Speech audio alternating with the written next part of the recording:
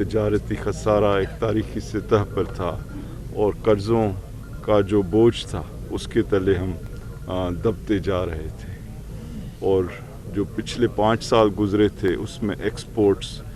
کی جو بڑھنے کی رفتار تھی وہ 0 سے بھی کم تھی۔ تو بڑے سخت فیصلے پرائم منسٹر عمران خان کو کرنے پڑے ہیں۔ انہوں نے تمام اخراجات جو حکومتی ہیں ان کو کم کیا ہے یا اپنی سطح پہ منجمد کیا ہے، اور ایکسپورٹس بڑھانے کے لیے کئی مراعات دی گئی ہیں انڈسٹری کو، خصوصی طور پر بجلی کے اندر، گیس کے اندر، قرضوں کے اندر سہولیات دی گئی ہیں، اور اس کی وجہ سے آپ دیکھ رہے ہیں کہ پاکستان کی اکانومی جو ہے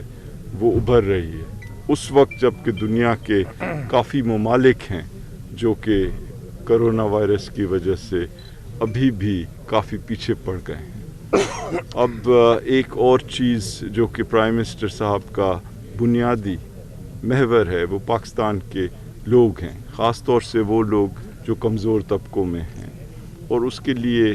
بہت بڑے پروگرامز دیے گئے ہیں۔ آپ نے دیکھا جب کرونا وائرس آئی تو تقریباً 1.5 کروڑ پاکستانیوں کو، خصوصی کے ہر قصبے، ہر چھوٹے شہر میں ایک بہت شفاف انداز میں کیش دی گئی تاکہ وہ کرونا وائرس کی مصیبت سے نپٹ سکیں، اور اب یہ پروگرام 70 لاکھ پاکستانیوں کے لیے مسلسل چلتا رہے گا۔ اس کے ساتھ ساتھ بجلی کے بل پے کرنے میں اور دوسرے مختلف طرح کے جو سبسڈیز ہیں دینے میں حکومت آگے رہی ہے۔ انشاءاللہ اللہ چاہے گا، کیونکہ نیت درست ہے، کہ اس میں ہماری مدد ہوگی، اور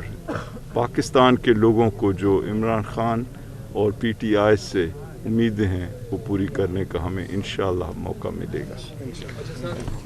ایک سوال ہے، ایک طرف حکومت کی جانب سے کہا جا رہا ہے کہ زر مبادلہ کے ذخائر جو ہیں ان میں اضافہ ہو رہا ہے، تو دوسری جانب آپ کی جانب سے ٹویٹ بھی کیا گیا تھا کہ وہ IMF کے جانب سے دوبارہ وہ جو $6 بلین کی بات تھی وہ دوبارہ چلے گی، تو اس حوالے سے کیا کہتے ہیں؟ دیکھیں، پاکستان اور IMF کا جو تعلق ہے ایک بہت بنیادی تعلق ہے،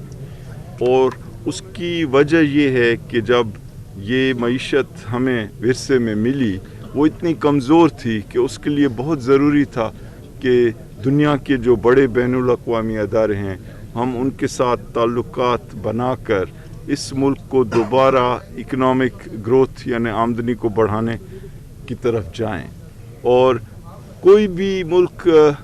خوشی سے IMF کے پاس نہیں جاتا،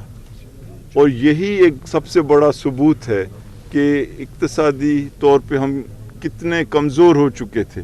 کہ اس حکومت کو وہاں جانا پڑا، اور IMF اور پاکستان کے تعلقات بہت اچھے ہیں۔ انہوں نے ابھی یہ فیصلہ کیا ہے کہ ہمارا جو ان کے ساتھ پروگرام ہے اس کو بحال کیا جائے۔ یہ چند مہینے جو گزرے پچھلے، وہ کرونا وائرس سے نمٹنا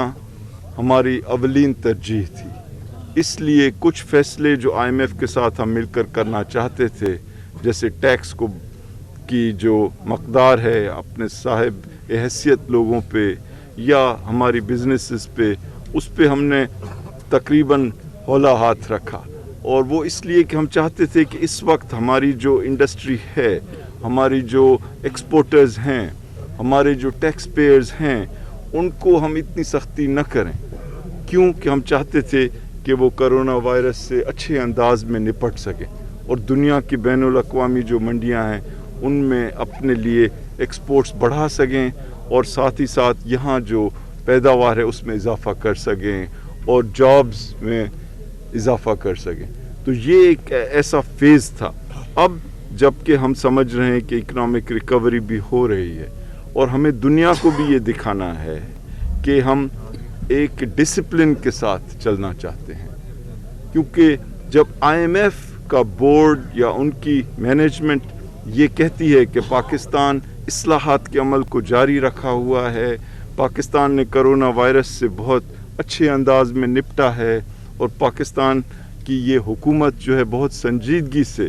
اپنے ملک کے مسائل کو حل کر رہی ہے، تو اس سے پوری دنیا میں یہ بات پھیلتی ہے، اور جو دوسرے بین الاقوامی ادارے ہیں جیسے world bank, Asian development bank, جو فائنینشیل انویسٹرز ہیں, جو یہاں پہ سرمایہ کاری کرنے والے پرائیویٹ بڑی کمپنیز ہیں, ان سب کو یہ اعتماد ملتا ہے کہ یہ حکومت, یہ ملک ایک اچھی حکومت کے ہاتھوں میں ہے, جو بغیر کرپشن کے, بغیر بزنسز کی راہ میں رکاوٹیں پیدا کیے اس ملک کو آگے لے جانا چاہتی ہے. سر اگر IMF کی طرف جاتے ہیں تو کیا بجلی گیس کی قیمتیں بڑھیں گی اور ملک میں مزید اس ساری باتوں کا فیصلہ بعد میں جواب دے دیں گے یار. ابھی آپ نے بھی جانا, ہم نے بھی جانا. سر میں پھر آپ کے سب دوستوں کا اپنے حلقے کی طرف سے, اپنے دوستوں کی طرف سے بے حد ممنون ہوں آپ کی آمد پر. بہت بہت شکریہ. تو چائے کی پیالی ذرا لے لیں.